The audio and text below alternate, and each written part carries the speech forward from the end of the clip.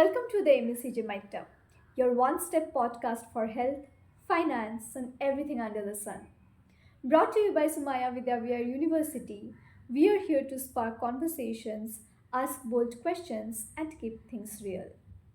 I'm your host Shayani Mahapatra, and today I'm joined by Mr. Kinjal Chatterjee, a singer, musician, composer, and a songwriter who is here to unpack the topic the sound of unity, how music breaks down the cultural barriers. So grab your headphones, settle in, and let's gear up for a conversation that you won't want to miss. First of all, a very warm welcome to our podcast. Thank you so much. So, to start off with, can you tell a bit about your musical journey? So my musical journey started very early. Like I became a professional very late in life, but the music in me started very early. Like when I was around maybe three and a half. Then yeah, yeah, 3.5. So my mother took me to a tabla teacher. So it started with tabla, and music actually flows in the blood basically. So music is something which is gifted through genes and through your heredity. So my household was a little musical one, a lot of music, a lot of theatre. So I grew up listening to good music, like from the times I was in sense, or maybe before that also. So those things work, I guess. So so I'm an accumulation of a lot of subconscious and conscious uh, music. So it started very early, and then gradually it got serious when I got to school, and we had a school band, then college band, and then finally I participated in a reality show as a singer. So that basically changed the whole game for me, and I started being very serious about music. So, as a singer, how do you think that music shapes or reflects your cultural identity? Of course, music, like my identity is all about music right now. So as a professional, my music identifies me as a person, me as a um, an individual in the society. And of course, if you ask about shaping up, music shapes up everybody. Few as a listener, few as a performer. So people who appreciate music as a listener, they also get shaped up through music, because music has that power to shape up a human or a mind, human mind or a human soul. So on total, I guess for me it shaped up, like it shaped me up heavily on a big scale till now. Do you think that music has that ability to create that shared emotional experience even if people are coming from different cultural background? See, this is a very interesting question, and I think music is the only, like one of the rarest things which can bind the whole world together. That is the main thing, because music has no language for itself. It's 12 notes. So from each corner of the world, if four people come together and sit, needless to say, any language, they speak any language, they are from any region, different customs, different everything, but those 12 notes are same for everyone. So music is the only and only thing for me, and also sports, of course. So music has the power to bind, to unite people, and that is why, see, there's this genre called fusion, contemporary fusion, world music. So world music is all about people from different parts of the world get together to do a show, and they communicate through those 12 notes, and also through rhythms, which is also a different word by itself. So rhythm and tune, this is the binding factor, and it's very easy to communicate if you know those languages of music. So Very interesting question. So, can you recall a performance where music has helped you to, uh, you know, uh, personally connect with an audience who is coming from somewhere, who has a completely who speaks a completely different language than yours? It has happened. Uh, Prominently, I remember I went to perform in a country called Norway. So it was for an Asian university. So they were celebrating Deepavali at that time. So that was a very early stage in my professional life. So I was also new. It was very enchanting to see uh, all the Asian communities present there, and I was singing majorly you know the popular Hindi and Bollywood songs which I was asked to perform. But I was very moved to see that people from other languages, other parts of Asia, like South Asian people, so they were literally enjoying that, not knowing what language I was speaking, but they were enjoying that music. So that's where I felt that music seriously has no language. It can connect to any anyone in this world who is inclined towards towards those notes and rhythms of music. Do you really think that music bring people together in a time of crisis or say a time of conflict? Generally, it does. So, if you see the history of revolutions, music has played a very important role in that. And it is only because music has the power to ignite the mind, the soul, and also people singing together uh, is a big aspect to get united. So anywhere you see group of people singing, they are united in the same emotion. So if it's about crisis, then of course music has always played a very important role about that. And there are several instances of it. If you go through history of revolutions and everything, because there are revolutionary singers who has dedicated their life to only do revolution through music. Like for example, Pete Seeger from US, and there are a lot of other singers in in India also. So music has always played a very important role. So nowadays we generally get to see that the global musical scene is way more interconnected than ever before. So how do you think that this streaming platforms or say like the social media is affecting the way people are experiencing music from different cultural backgrounds? Big time. See, it's not about music, it's about the whole culture. See, you are using social media, someone in South America, someone in North Pole, someone in South Pole. We are all using social media, so the whole world has become one. Yeah. If you see it from that point. So we all have phones in our hands and we all have those same applications, generally same applications with us. So everything has become app oriented. So music has also become that because it has to. And now we have different apps from where we listen to music. And it's a very good thing that sitting here in India, I can listen to any any world music I want, any part of the world I want to listen. Just I'll press a button and I'll hear some African tribal music. So this is one of the greatest evolutions for a listener.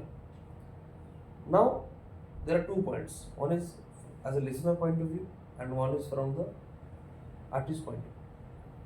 So both ways it has its pros that uh, I'm singing something, sharing it on my social media, and someone from a different part of the world is seeing it due to some algorithm, and he or she is getting introduced to it, and then people try and collaborate music together, and they do that cultural exchange basically.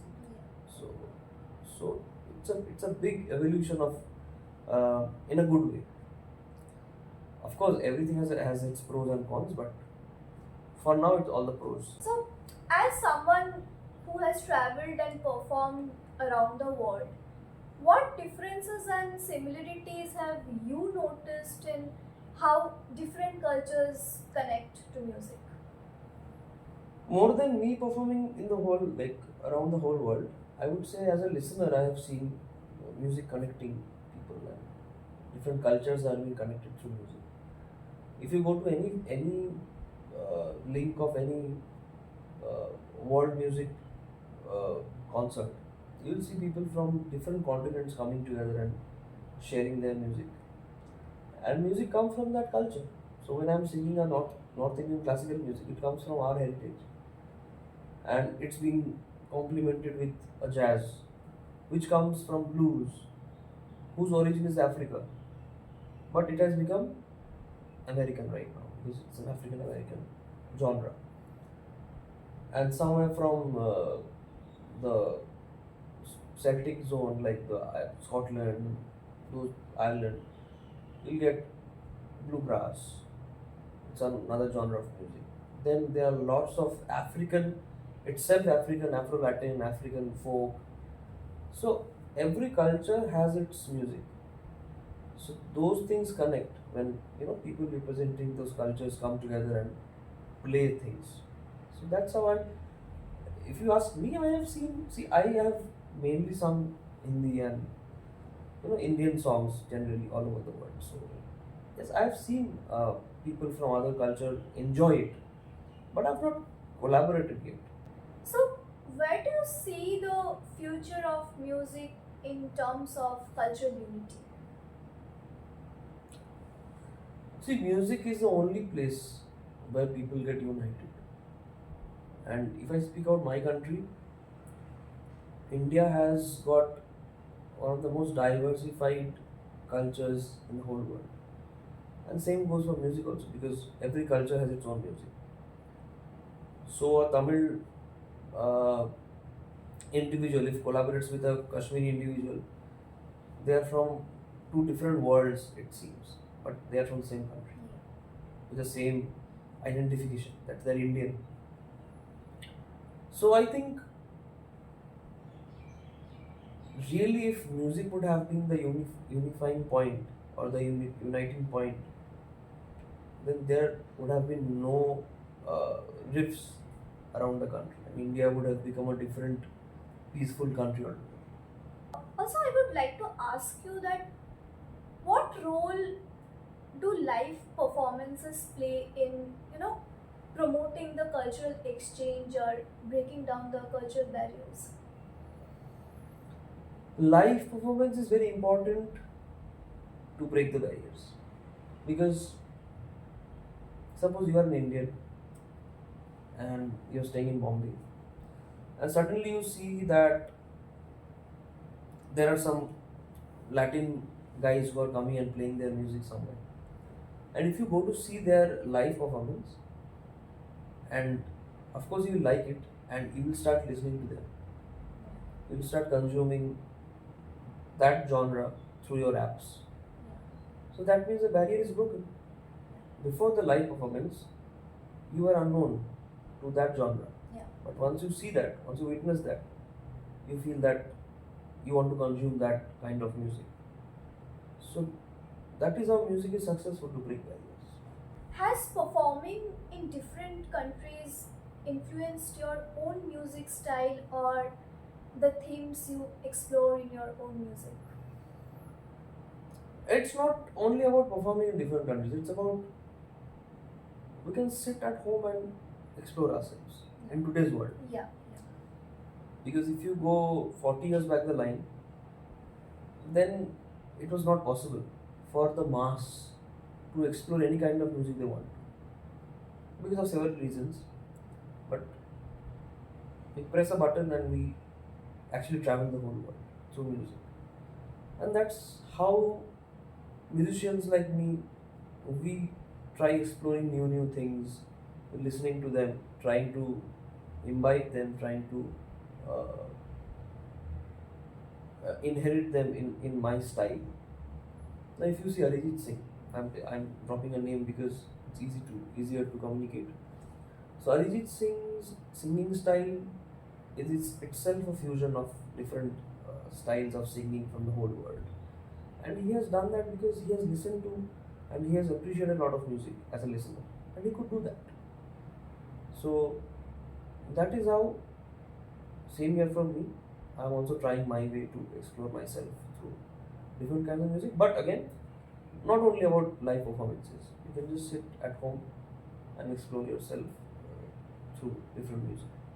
What are the challenges do you face in maintaining your authenticity? Like, uh, you know, you trying to stay true to your roots and you trying to adapt the different cultures at the same time. That is important. See, you have to know your roots. You need to know from where you belong. Now, for a vocalist, it's easy to do that because we generally start learning all the ethnic things we learn in our households. Like my house was full of light classical, Ravindra Sangeet. These are all our things. And now, being rooted in that as a listener, then when I'm learning other kinds of genres or listening to jazz, listening to rock, listening to other electronic music right now. But I know I'm rooted in my own music because I'm decoding it. I'm decoding that music through my roots because I know the grammar of my music, and my that grammar is basically helping me to decode the other forms of music. So basically, I'm rooted. Yeah. I'm rooted while decoding it. I'm rooted while knowing it well. So the more I'm rooted, the more I'll be able to decode it easily. But somewhere do you feel that the traditional music is uh, losing importance? Because people are losing interest in traditions.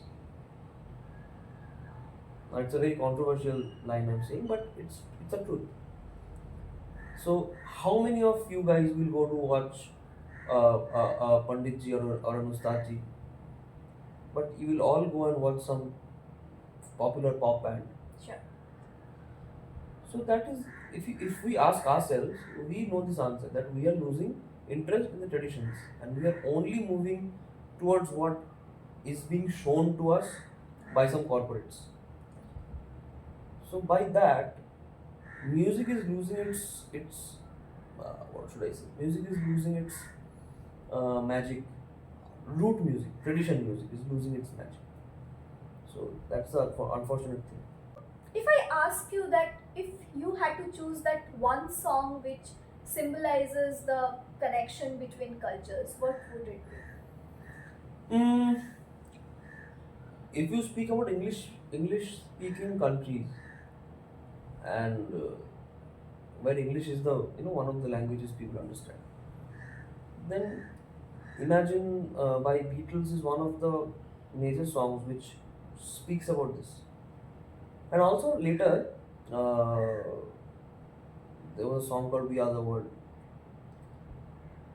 that also speaks about the whole, you know, whole world, whole different cultures, and many singers had sung it. So I would say two songs right now. If it's right now, like spontaneously, I'm thinking Yeah, of two. sure.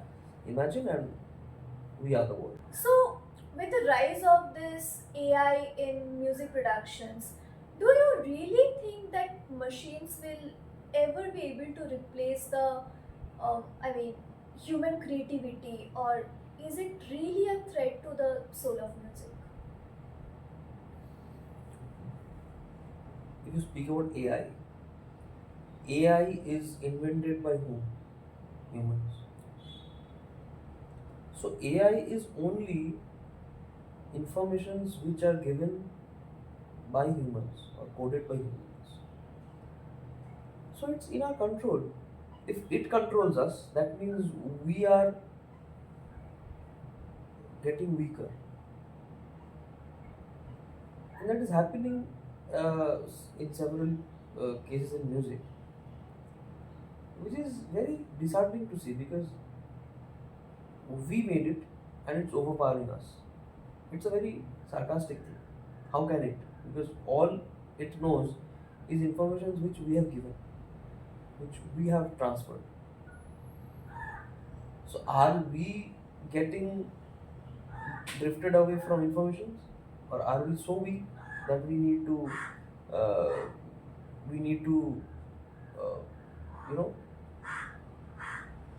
get hold of a thing which we made ourselves to progress?